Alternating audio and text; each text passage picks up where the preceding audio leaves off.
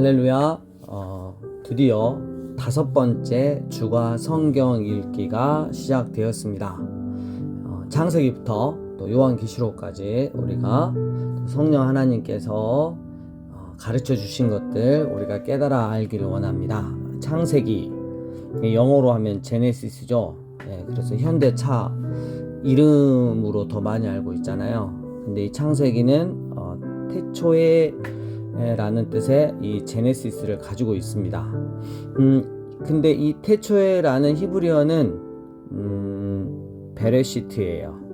이 베레시트는 히브리어 뜻이 뭐가 되냐면 하나님의 집의 머리가 되는 십자가에 매달리신 하나님이란 뜻이에요. 그러니까 온 인류가 시간과 공간이 생기기 시작하고 역사가 시작이 되는데 하나님의 집에 머리가 되시는 십자가에 매달리신 하나님이신 예수님을 기준으로 해서 시작이 된다는 거죠. 이것은 너 피조물 예수님 떠나서 살면 끝이야. 네 인생 제껴진다.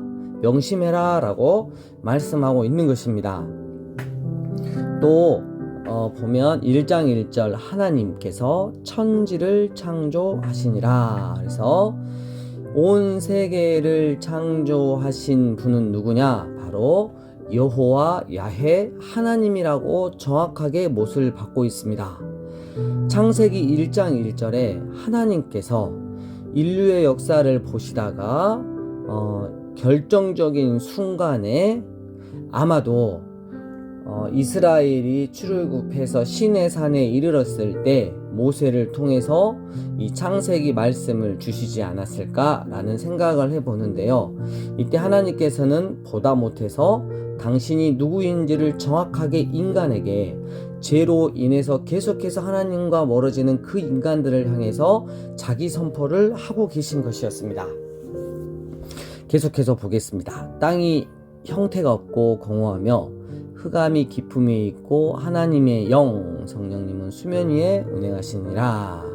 자, 첫째 날 보면 첫째 날에 하나님이 이르시되 명령하십니다. 말씀하셨죠? 말씀이신 예수님을 통해서 지금 온 인류가 탄생하고 있습니다. 빛이 있으라 하셨으니 빛이 있었고 하나님이 보시기에 좋았더라. 하나님이 빛과 어둠을 나누사 빛을 낮이라 부르시고 어둠을 밤이라 부르시니 저녁이 되고 아침이 되니 이는 첫째 날이니라. 그래서 유대인들은 하루의 시작이 해가 질 때 시작이 되는 거죠. 바로 이 개념에 의해서. 그리고 이제 하나님이 이르시되 물 가운데 궁창 높고 푸른 하늘입니다. 그래서 원래 이제 지구를 중심으로 해서 온 우주를 창조하신 다음에 지구를 중심으로 해서 이제 표현이 되는데요. 이 지구가 물로 뒤덮여 있었어요. 근데 공간을 만드셨다는 거죠. 물띠를 만드신 거죠. 그래서 공간을 만들어 가지고 그곳을 뭐라 그랬다? 하늘이라 부르셨다. 나중에 좀 한번 그림 한번 그리도록 하겠습니다. 그래서 이게 둘째 날이 됐고요.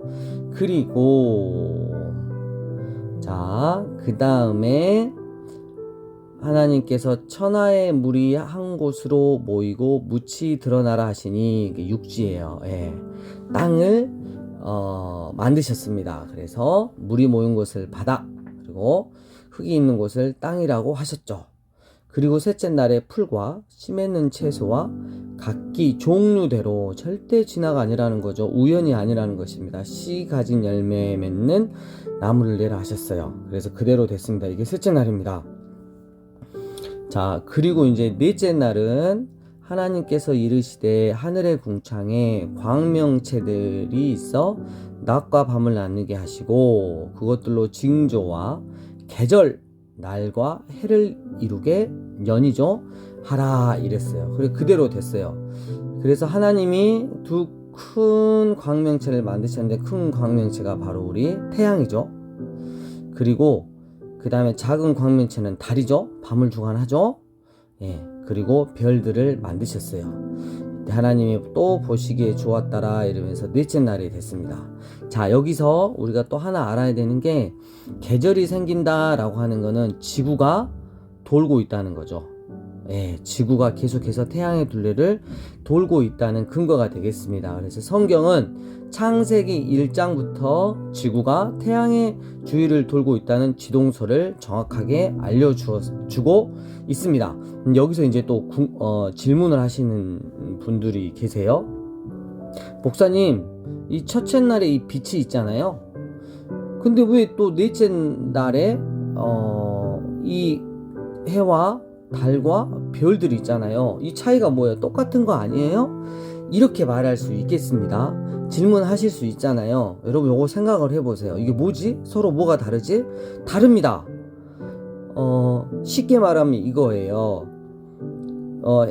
태양이든 달이든 별이든 우리로 말하면 전구, 뭐 백열등이든 아름다운 뭐 전등이든 뭐 가로수든 상관없이 이게 바로 해, 달, 별들 같은 위치고요.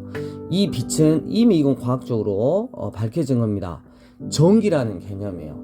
여러분 그 좋은 여러분 전등이 있고 아름다운 빛을 내기 위한 것들이 많이 있죠. 하지만 전기를 꽂아야만이 빛을 낼 수 있듯이 이 빛이 바로 태양을 비침으로 말미암아 태양에서 에너지가 생겨서 태양에서 그 엄청난 빛을 품을 수 있다는 거죠. 여러분 이제 이해 가세요? 그러니까 3절에서 이 빛은 전기 같은 역할, 그리고 16절에서 큰 광명체 해달 별들은 마치 전구들이라고 생각하시면 되겠습니다. 이건 과학적인 접근이고, 신앙적인 접근은 뭐냐면, 그러니까 이 3절에 있는 빛은 하나님의 영광이 가득한 빛이라고 보면 되겠습니다. 모든 에너지의 근원이 되시는 하나님의 영광의 빛. 요한계시록 21장 23절을 보면 거기서는 따로 이제는 광명체든 뭐 별들도 필요가 없게 되죠. 해가 비칠 필요가 없죠. 왜냐하면 자체 하나님의 영광의 빛이 비추기 때문입니다.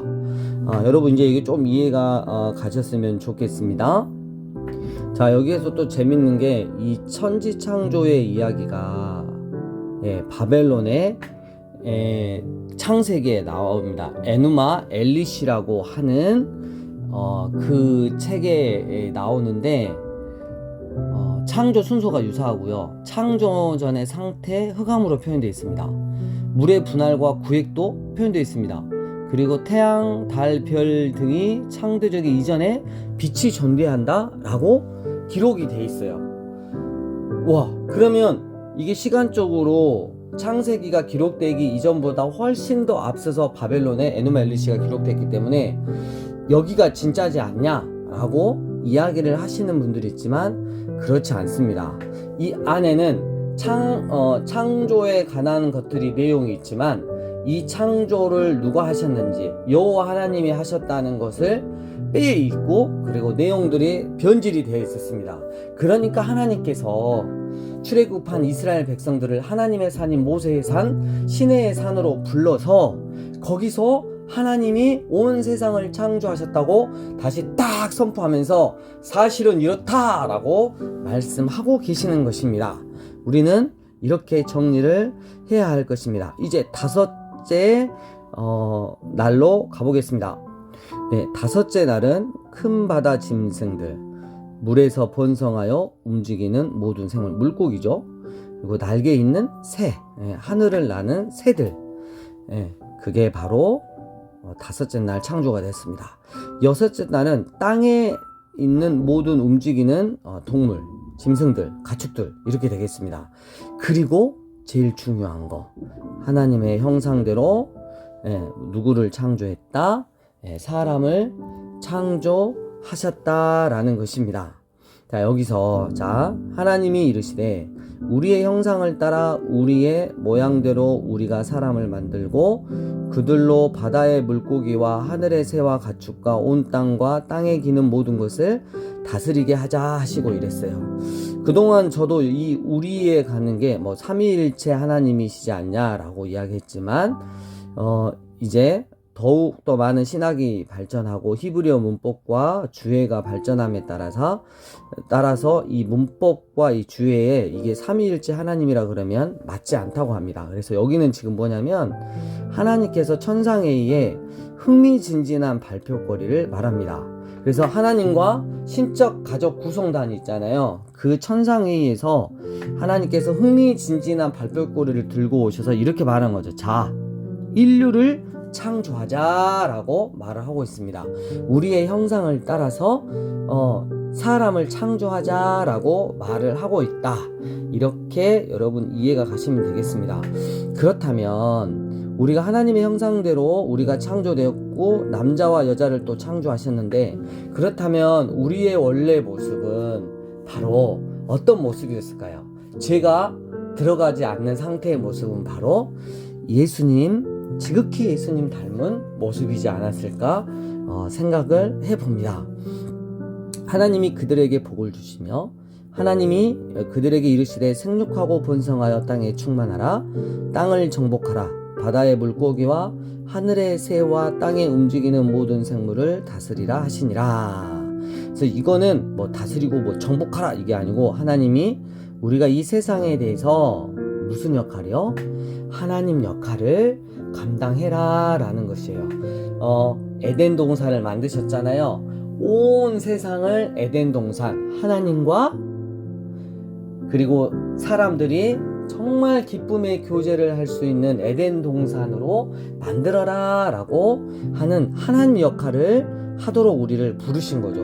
여러분, 그러니까 우리가 얼마나 복된 존재예요. 자, 그리고 여섯째 날이 이제 되었습니다.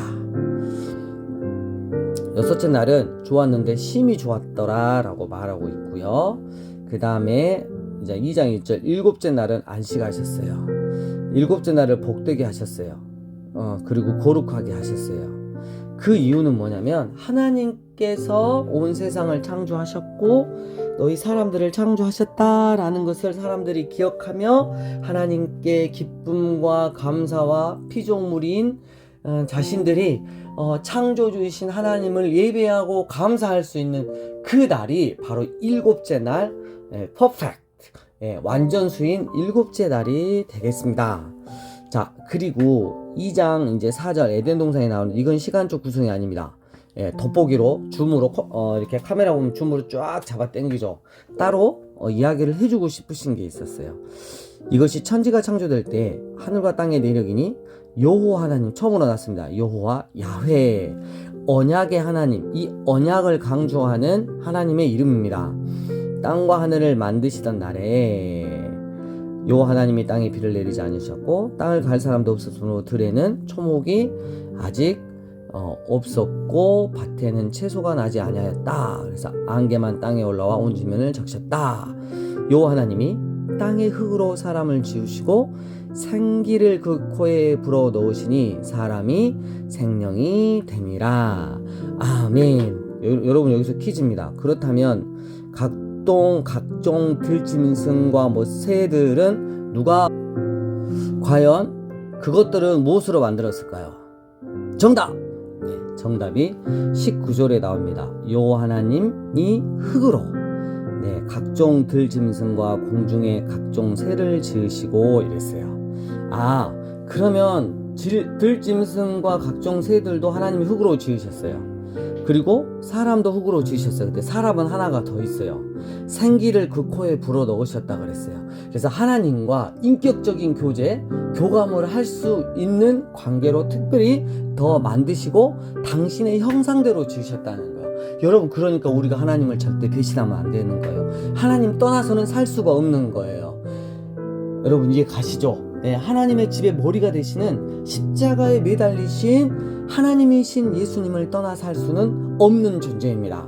아멘.